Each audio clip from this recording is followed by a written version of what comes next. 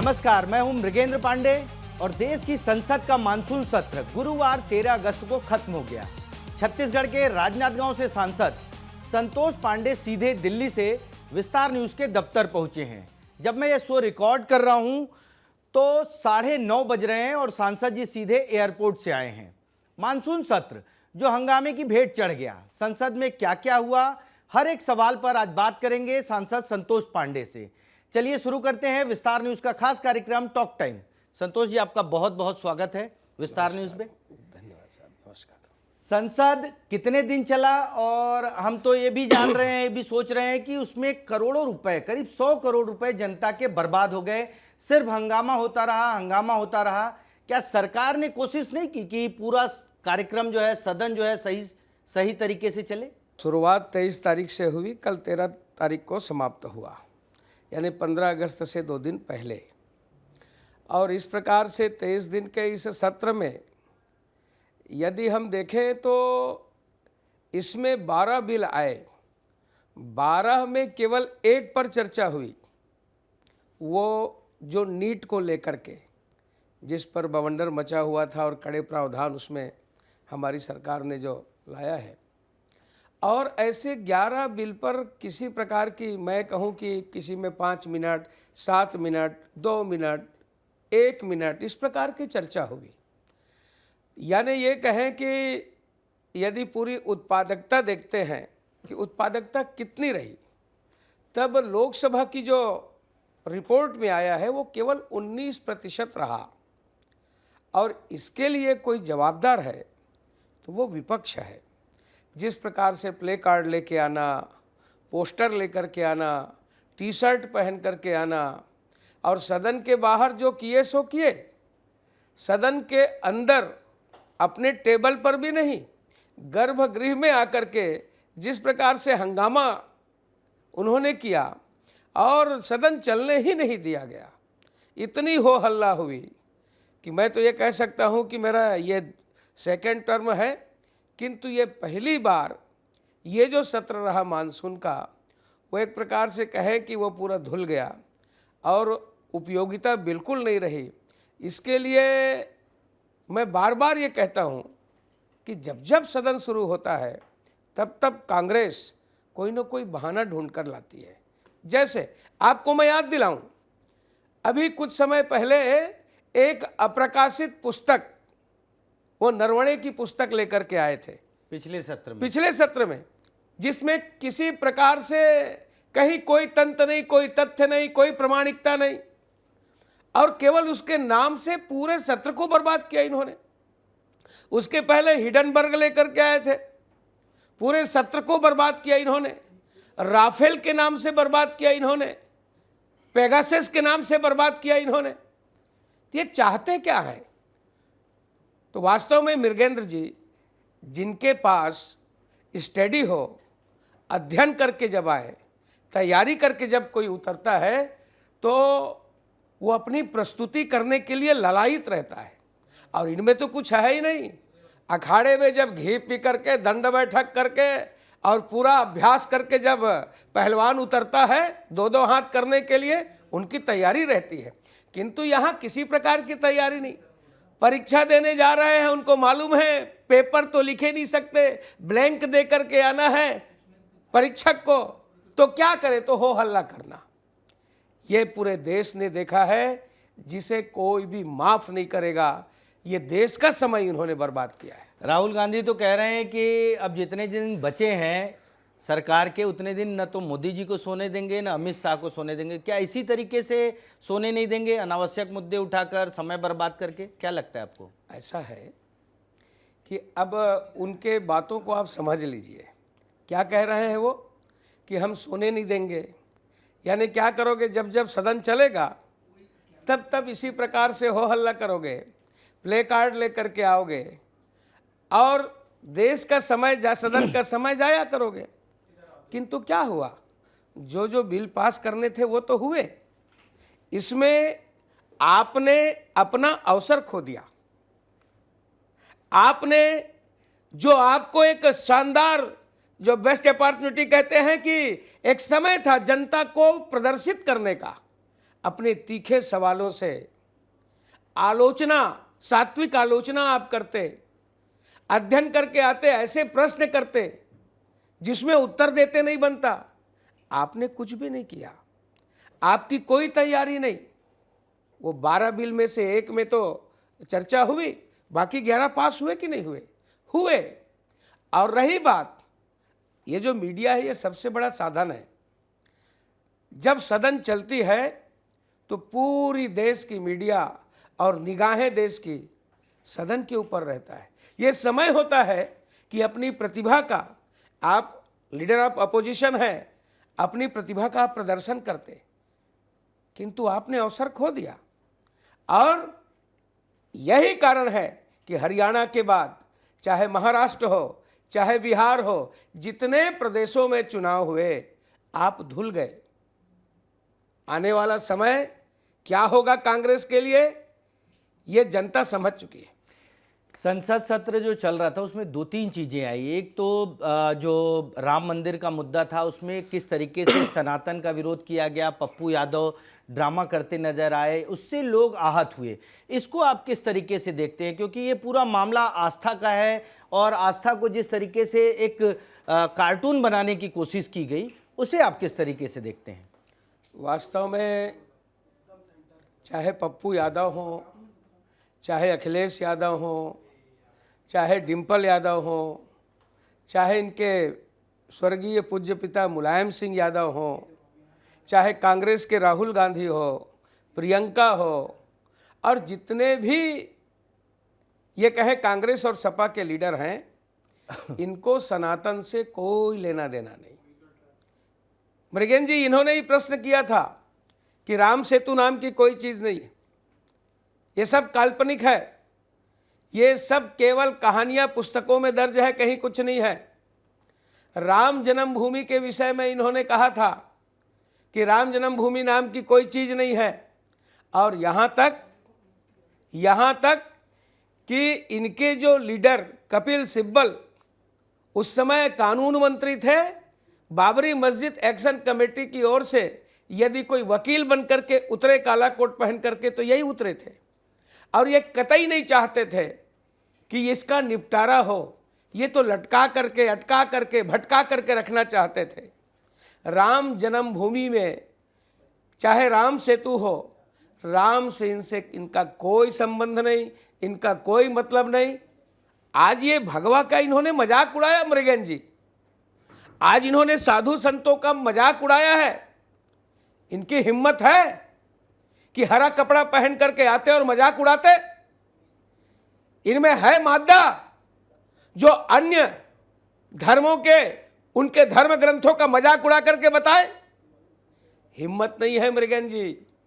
हिंदू सहिष्णु है, सनातन सहिष्णु है। वो कहता है मैं ही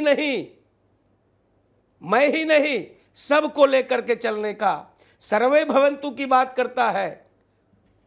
आज जिस प्रकार से पप्पू ने मजाक उड़ाया है, अखिलेश को भुगतना पड़ेगा उत्तर प्रदेश में भुगतना पड़ेगा। चुनाव है उत्तर प्रदेश में। लेकिन एक बहुत बड़ी चीज़ हुई संसद सत्र के दौरान ही, जैन जी का आंदोलन हुआ। जैन जी के आंदोलन को आप कितना सही मानते हैं, गलत मानते हैं? दूसरा, जैन जी के आंदोलन के बाद किस तरीके का बदलाव देखते हैं आप, जो जंतर मंतर पे हुआ, झारखंड में हुआ, दोनों की बात कर रहा हूँ। आपने कहा कि किस तरह से इनको सही मानते हैं, और जैन जी के विषय में पूरा देश का सिर झुक गया है। जवानों के ऊपर, जैन जी के ऊपर हमको गर्व है, किंतु वहाँ जो जैन जी के आड़ में, जैन जी की भीड़ में और जैन जी का कंधा लेकर के जिन्होंने राजनीति करने की कोशिश की, उससे बढ़कर के शर्मनाक कुछ भी नहीं है। प्रधानमंत्री को गाली देना भी छोड़ दो। जो अश्लील बातें की गई, ये बात करने वाले कहाँ से आए थे, इनको कितना किराया दिया गया, ये किस क्षेत्र के हैं, ये देश की जनता जान चुकी है। आज पढ़ाई करने वाले पढ़ करके, एग्जाम दे करके, रिजल्ट आ गया और अपने क्षेत्र में चले गए, वो डॉक्टर की पढ़ाई कर रहे हैं, किंतु आप देखें जो रिपोर्ट आ रहा है छन करके, उसमें 2800 लोग तो अपराधी क्रिमिनल थे। ये बड़ा खुलासा कर रहे हैं आप, जो है छत्तीसगढ़ में निश्चित इस रूप तरह से की चर्चा। इसमें अनेक क्रिमिनल थे, उसकी संख्या छट करके आ रही है, यानी देश भर से क्रिमिनल वहां आए थे। उनकी व्यवस्था कौन कर रहा था? तो कुल मिलाकर के जो नौजवान हैं, जो छात्र हैं, उनको सब प्रकार से अधिकार, इनका स्वागत है। वे अपने अधिकारों के लिए, अपने हक के लिए सब प्रकार से कर सकते हैं, किंतु ऐसे लोगों को, असामाजिक तत्वों को अवसर किसने दिया? यह विषय है। और रही बात भविष्य की, एक तरफ जब झारखंड में हुआ तो राहुल गांधी जी वहां गए थे क्या? या जिन्होंने जंतर मंतर में यह प्रदर्शन किया, उनका वक्तव्य क्या है? उनकी कितनी सहभागिता हुई? क्या दिल्ली का प्रदर्शन अलग है और झारखंड के छात्र छात्र नहीं है? यह समय है परखने का और समझने का। आपको नहीं लगता राहुल गांधी थोड़ा कंफ्यूज हैं? पूरे सत्र में वो कभी बोलते हैं कि अमित शाह बयान दें, जब अमित शाह तैयार होते हैं बयान देने के लिए तो बोलते हैं मैं उनका लेक्चर नहीं सुनूंगा, उसके बाद बोलते हैं कि नहीं आप लिखित में बयान दे दीजिए। क्या नहीं लगता राहुल गांधी जो पूरा सत्र चला उसमें कंफ्यूज नजर आए आपको? क्या है, राहुल गांधी जी तो हमेशा कंफ्यूज नजर आते हैं, इसी सत्र में नहीं, सब सत्रों में। और जिस प्रकार से उन्होंने कहा कि हमको उनका लेक्चर नहीं सुनना है। आप कौन होते हैं राहुल जी? आप लीडर ऑफ अपोजिशन है इस देश के, और जो सिस्टम जो बना हुआ है उसमें आपको हम सुनेंगे, हमारी आप सुनेंगे। और जो बिजनेस एडवाइजरी कमेटी होती है उसमें संख्या के हिसाब से समय तय किया जाता है कि आप बोलेंगे, और जब आप बोलेंगे, सपा के लोग बोलेंगे, निर्दलीय बोलेगा, उसे पूरा सदन सुनता है। और जब पक्ष के बोलते हैं तो उसे अपोजिशन से लेकर के पूरा सदन सुनता है। तर्क, वाद, विवाद, ये भारत में यही तो विशेषता रही है। आपको भारतीय संस्कृति का ज्ञान नहीं है। भारत में हम सब जानते हैं कागभूषुंड संवाद हुआ है, अर्जुन और कृष्ण का संवाद हुआ है, मंडन मिश्र और शंकराचार्य के बीच संवाद हुआ है, और एक दिन दो दिन नहीं, महीनों का संवाद हुआ है। और हमारे यहाँ विचारों को सुनना और विचारों का मंडन करना, ये व्यवस्था रही है। और ये जब मंथन होता है तब वहीं से एक अच्छे विचार निकल करके आते हैं। आपको यहाँ की संस्कृति नहीं मालूम, आप एकला चलो पर चलते हैं, इसीलिए आपने कहा कि मुझे नहीं सुनना है लेक्चर। राहुल जी, ये सदन आपके कहने से नहीं चलेगी, ये सदन गांधी के कहने से नहीं चलने वाली है। ये सदन परंपराओं से चलती है, व्यवस्था से चलती है, रीति और नीति से चलती है, जिसे माननीय ओम बिरला जी ने और जो हमारे हाउस के मंत्री हैं ऐसे किरण रिजिजू ने नियम पूर्वक चलाने की पूरी कोशिश की। एक और मामला है जो आप बोल रहे थे अभी कि सदन भाई नियम परंपराओं से चलेगा, संवाद होना चाहिए, आपने तमाम संवाद का जिक्र किया। संघ प्रमुख मोहन भागवत ने भी कहा कि संवाद से ही समाधान निकलेगा, उन्होंने जैन जी से बात की। तो क्या बीजेपी का आगे कोई प्लान है जैन जी से इस तरह से बात करने की? क्योंकि बड़े पैमाने पर युवा जो है वो जंतर मंतर पर भी आए और झारखंड में भी आए, मतलब युवा कहीं ना कहीं व्यवस्था से नाराज हैं, सिस्टम से नाराज हैं। तो क्या बीजेपी का कोई प्लान है इन युवाओं से बातचीत करने का, उनकी समस्याओं को सुनने का, उनकी बातचीत को, उनके मुद्दों को सुनने का और उसका समाधान निकालने का? मृगेन जी, हमारा राष्ट्रीय अध्यक्ष कितने वर्ष का है? उसकी आयु क्या है?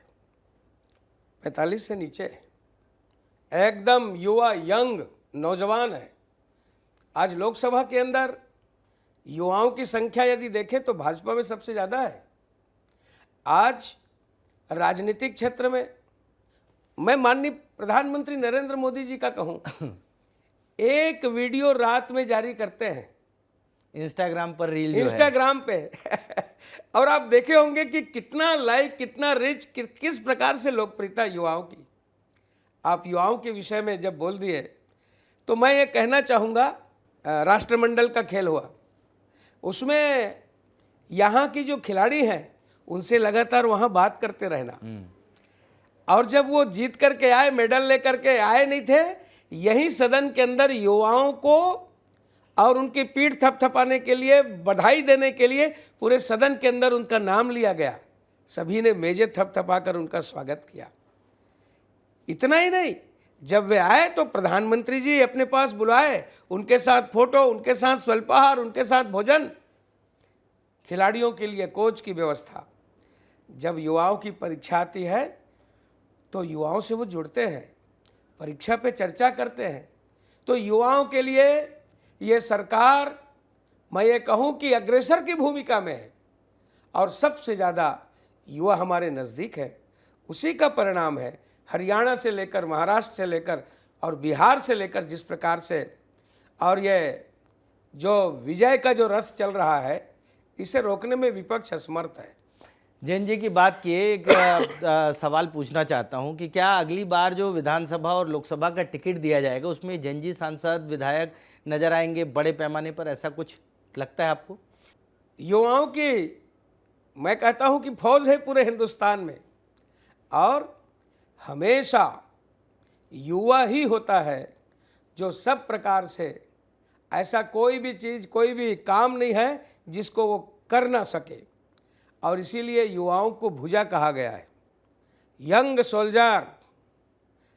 और उसके ऊपर क्या हो तो ये माइंड, ओल्ड माइंड, यानी जामवंत को बूढ़ा, और नौजवान कौन तो पहलवान जो है वो हनुमान जी है। ब्रेन का काम जामवंत करते हैं हमारे यहाँ, और बाकी काम हनुमान जी करते हैं। तो युवाओं को हमारे यहाँ हमेशा से प्रोत्साहित किया गया है, काक तुम साध रहो बलवाना, पवन तनय बल पवन समाना। युवा के, हनुमान जी के ताकत को जागृत करने का काम किसने किया? जामवंत ने किया। तब फिर हनुमान जी उठते हैं और कहते हैं कि हाँ, मैं समुद्र को लांघूंगा और माता सीता की खोज करके आऊँगा, और फिर वो प्रण करते हैं। तो ये भारतीय जनता पार्टी युवाओं को अपनी वाहिनी में, अपनी भूमिका में अग्रेसर की भूमिका के समान रखती है। ठीक है, अब थोड़ा छत्तीसगढ़ पे आ जाते हैं, क्योंकि संसद में हमने देखा कांग्रेस के नेता बंदर लेकर पहुंचे थे, और लोकसभा में आपके खिलाफ जो चुनाव लड़े पूर्व मुख्यमंत्री भूपेश बघेल, वो भी यहाँ कह रहे हैं कि बाल नरेंद्र और बंदर, इस तरह के बयान दे रहे हैं। इन बयानों को आप किस तरीके से देखते हैं? क्या देश के प्रधानमंत्री को इस तरीके का, प्रधानमंत्री के लिए इस तरीके का बयान देना कितना जायज़ है, क्योंकि वो भी पूर्व उप मुख्यमंत्री रह चुके हैं, संवैधानिक पदों पर रह चुके हैं? क्या है मृगेंद्र जी, 2014 में पिट गए, 2019 में पिट गए, 2024 में पिट गए। ये 14 के बाद सोचे थे कि अब हम 19 में आ जाएंगे। ये स्वप्न पाल के रखे थे कि कोई बात नहीं, 19 में नहीं, अब 24 में तो पक्का आ जाएंगे। किंतु अब इनको लगने लगा कि यह स्वप्न दिल के अरमा आंसुओं में बह गए, हम वफा कर, यानी ये आंसू में बह गया। ये जो सोचे थे कि सरकार में अब ये लौट के आने वाले नहीं है, तो क्या किया जाए? मुझे बड़ा दुख हो रहा है बताते हुए। ये लाल बाल पाल जिस कांग्रेस का कभी इतिहास रहा हो, आज वो कांग्रेस रसातल की ओर जा रही है। कांग्रेस में एक भी बुजुर्ग नहीं है जो इसे बताए, नासा सभा यत्र संति वृद्धा वृद्धान तेये वदंति धर्मम। इनको कोई रास्ता दिखाने वाला नहीं है कि संसद की भी एक गरिमा होती है। संसदीय कार्य जो चलता है वो अपनी मर्यादाओं से चलता है। जिस प्रकार से अंदर करते हैं, बाहर में डुगडुगी लेकर के, डमरू लेकर के आ गए, बंदर लेकर के आ गए। ये क्या दिखाना चाहते हैं? ये इनका बौद्धिक दिवालियेपन का ये पहचान है। ये मर्यादा खो चुके हैं। मुझे याद आता है मृगेंद्र जी, ये भी बंदर लेकर के आए थे कल, इनका वो पवन पवन खेड़ा। हाँ, जिनको आसाम के मुख्यमंत्री बड़ा वेट कर रहे थे, कहाँ छुपे थे पता नहीं, बच गए। पेड़ा नहीं बनाए लेकिन उनका जो है हाँ, वो थोड़ा सा धैर्य रखने की जरूरत है। तो कुल मिलाकर के रेणुका चौधरी इसके पहले कुत्ता लेके आई थी। अच्छा, कहाँ जा रहे हैं कांग्रेसियों? थोड़ा सा भी मादा है, कहीं पानी है, तो मैं तो कहूँगा शर्म करो। वो मंदिर है लोकतंत्र का, पवित्रता है उसकी। लोकतंत्र के मंदिर में आपने मजाक बनाकर रख दिया। आखिर क्या है उसकी गरिमा? मैं ये बड़ा दुख के साथ बार बार कहना चाहूंगा कि आज कांग्रेस की जो दिशा है, दिशा भी कहना नहीं, दिशाहीन है। बीजेपी के जो वरिष्ठ सांसद हैं, चाहे बृजमोहन अग्रवाल हों, चाहे विजय बघेल हों, इन लोगों ने अधिकारियों की शिकायत की। और दूसरा, आपकी बात सुन रहे हैं अधिकारी या आप भी, क्योंकि आपने पिछले सत्र में किया था शिकायत जयप्रकाश मौर्य की, आपकी सुन रहे हैं या अभी भी जो है ऐसे ही चल रहा है?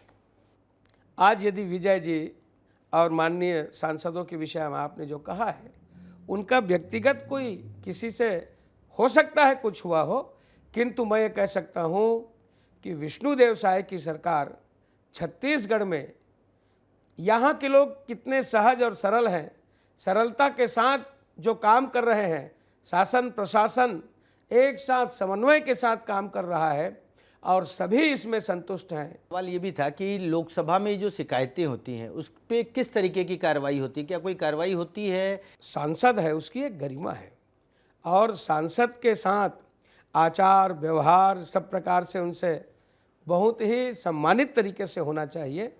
और जिसने भी, जिस अधिकारी ने भी ऐसा किया है, ये अक्षम्य है। और हमारे सांसदों ने, दोनों जगह के सांसद बहुत ही मर्यादित रहते हैं और इस प्रकार से दिल्ली में इसकी सुनवाई होती है और उनका एक क्राइटेरिया है।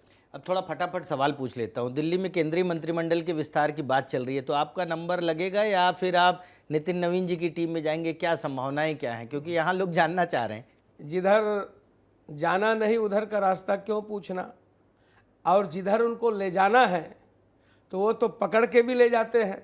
धर्म को लेकर बहुत जागृत है, अच्छे अच्छे भजन और अच्छे अच्छे दोहे चौपाई।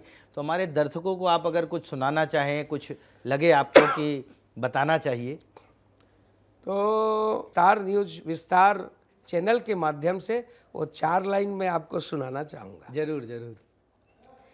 इही हमर तन है मन है, इही हमर, यानी देश में इही हमर तन है मन है और इही हमर प्राण है।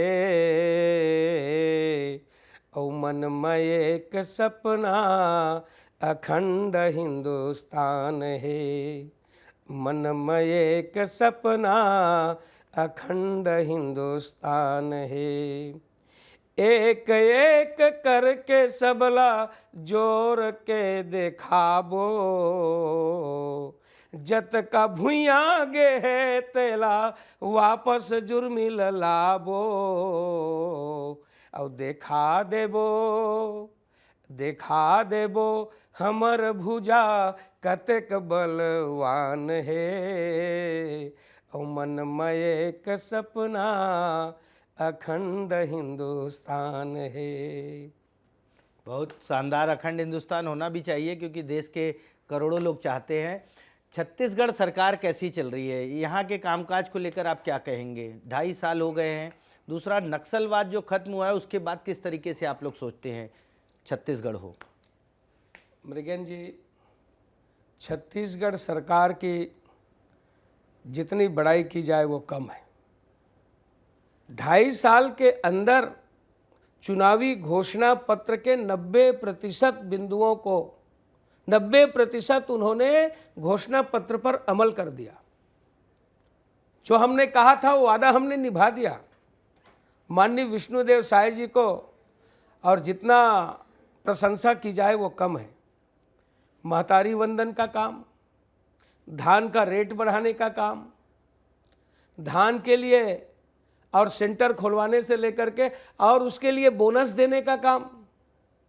इतना ही नहीं, जो जो उन्होंने चाहे वो तेंदुपत्ता से लेकर के और जितने भी वायदे किए थे सारे वायदों को उन्होंने पूरा कर दिया। मैं ये कह सकता हूं कि जिस गति के साथ हमारी सरकार काम कर रही है, जनता उसे देख रही है और काम करने वालों को सब प्रकार से उन्हें अवसर देती है। भविष्य भी यदि है तो भारतीय जनता पार्टी का है। भविष्य भारतीय जनता पार्टी का। एक शॉर्ट में एक लाइन में आपसे सवाल करूंगा क्योंकि समय भी पूरा हो रहा है और आपको जाना भी है। दिल्ली में 5 सांसद आपके जो मित्र हैं, कोई जो चाय वाय पे बुलाते हैं, उनका नाम आप बता दीजिए। अभी हम तोखन जी के यहाँ गए थे, अपने हरेली में विजय जी भी करते रहते। ठीक है। इस बार लगता है छत्तीसगढ़ में मंत्रिमंडल विस्तार में कैबिनेट मंत्री का दर्जा मिल सकता है किसी को। अब इसके बारे में उनका जो अधिकार है, विशेषाधिकार, उसके विषय में मुझे कहना स्टूडियो में यह उचित नहीं। ठीक है। आप लोकसभा चुनाव लड़ेंगे, विधानसभा चुनाव? ऐसा है, संगठन जो चाहती है निर्णय उनका होता है। संगठन का ही निर्णय रहेगा, आप कुछ नहीं बताएंगे। लेकिन आप ठीक है, लगातार 2 बार के सांसद हैं, अच्छा है। तीसरी बार बने, हमको उम्मीद है कि कैबिनेट में मिनिस्टर वगैरह बनेंगे। छोटा सवाल, कांग्रेस से आए बहुत सारे लोग हैं जो पद पा रहे हैं, उनको लेकर विवाद हो रहा है। आपके क्षेत्र का ही मामला है, उसको किस तरीके से देखते हैं? ऐसा है कि हाथी पालना है तो गजद्वार बनाया जाता है, और छेरी और बोकरी पालना है फिर कम काम चल जाता है। तो है, विशाल है और समुंदर में सबको समाहित करने की क्षमता होती है। चुनाव से पहले कांग्रेस के कौन कौन से नेता हैं जिनको लाना चाहेंगे पार्टी में? इसके लिए पार्टी के साथ बैठ करके निर्णय लिया जाता है और फिर वो जो तय करते हैं वो होता है जिनको लेना है। कुल मिलाकर आप जो है ये कह रहे हैं कि जो पार्टी तय करेगी वो होगा। जी। तो आज की चर्चा में आपने सुना सांसद संतोष पांडे जी को, जिन्होंने संसद से लेकर छत्तीसगढ़ के तमाम मुद्दों पर विस्तार से बात की, एक एक पहलू पर बात की। उन्होंने बताया कि राहुल गांधी जो कर रहे हैं उसके क्या मायने हैं, मोहन भागवत जिस तरीके से जैन जी से संवाद कर रहे हैं, बीजेपी किस तरीके से आगे बढ़ेगी, और चुनाव को लेकर विस्तार से बात की। आज की चर्चा में आप शामिल हुए उसके लिए बहुत बहुत धन्यवाद। नमस्कार।